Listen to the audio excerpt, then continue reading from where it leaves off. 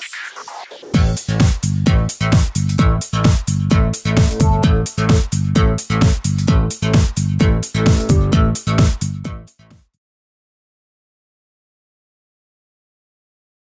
Stephanie Altman-Olenichek. I'm the Director of Social Media for your Columbus Clippers. We're back-to-back Governor's Cup and International League champions, and I'm very proud to represent the city of Columbus.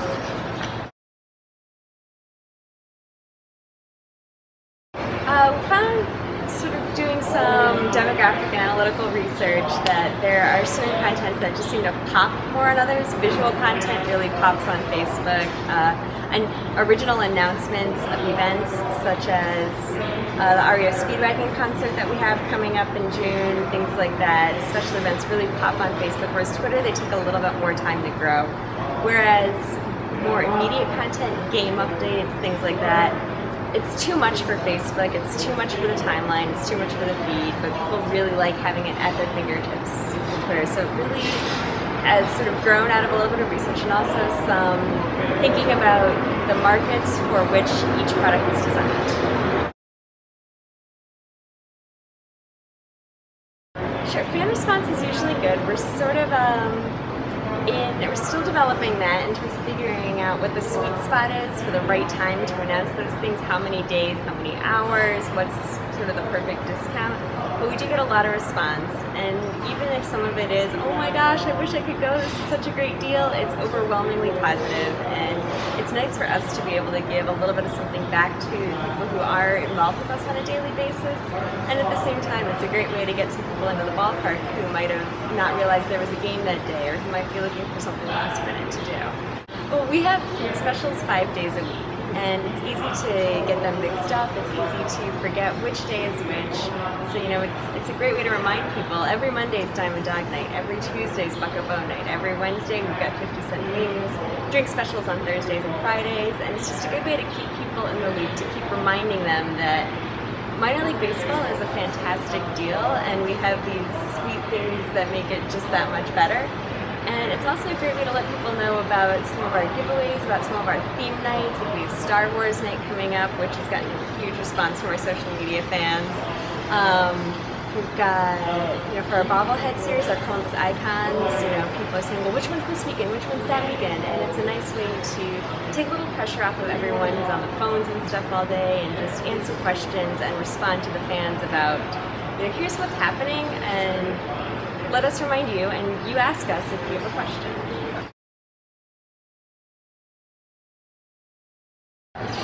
Twitter Trivia has grown out of a couple of different things. The first was Tweet Your Seat, which we did last year, which was really successful and we're looking to bring back this year.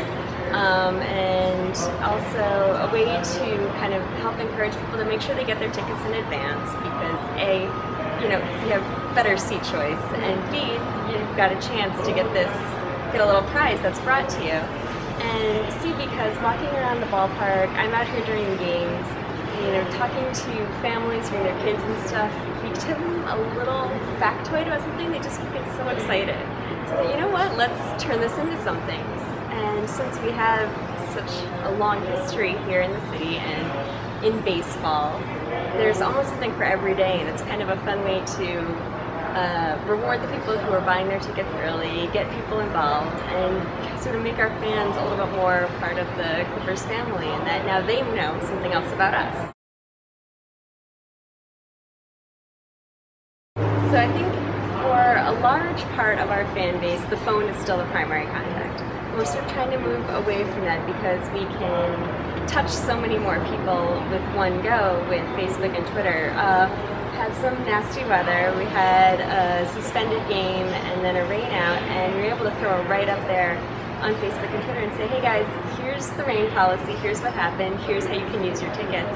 And that's a way for us to tell thousands of fans, everyone who's at the ballpark, that they have this opportunity, and what they can do with the bad weather and how they can fix that.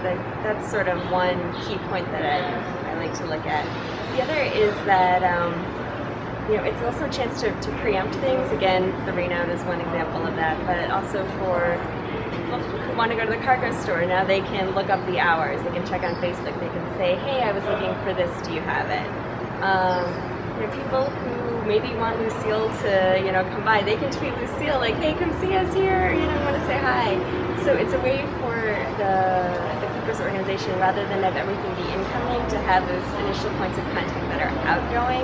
And it also allows people to contact us with some immediacy and contact different parts of the organization with some immediacy.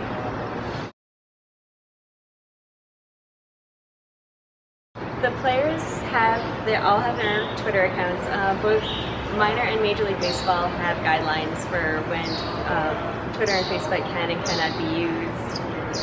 But that's really their thing, and try and promote them because they do a nice job of talking about each other. They humanize themselves and each other through their social media accounts. Twitter seems to be the brand of choice for athletes largely, and baseball players especially. But we don't govern what they say, we just encourage them to keep it positive.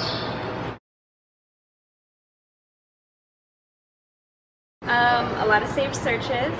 I like the Facebook Insights. I think those are good, and I use a large number of analytical tools like Twitter. Have all all of them saved. I can't even remember. TweetDeck. Yeah, I'm actually not crazy about TweetDeck. Hootsuite.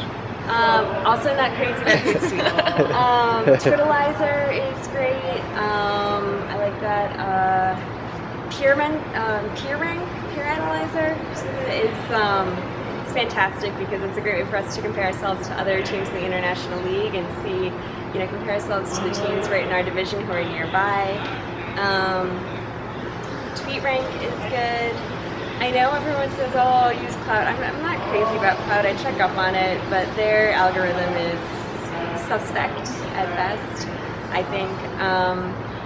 I just spend a lot of time every day checking up on various safe searches, looking through everything on Twitter and Instagram, looking to see what the tags are, see how people are talking about us, and oftentimes that's where we can get a lot of insight, because maybe if someone had a complaint, they don't tag us. And this is a good way to say, like, okay, here's the Camp Research Columbus Clippers, and now we know. But it's it's a combination of the built-in tools and looking outside for other analytical tools.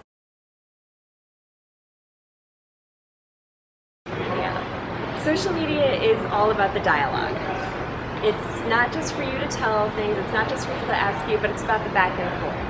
And it's about getting to know your clients, your customers, your fans. It's about getting to know the demographics that are becoming attracted to you and how you can work a way to get involved with them. So it's all about the back and forth, and be prepared and be excited about the back and forth, because you're going to learn so much from the people talking to you. I said, listen, that's the best advice I would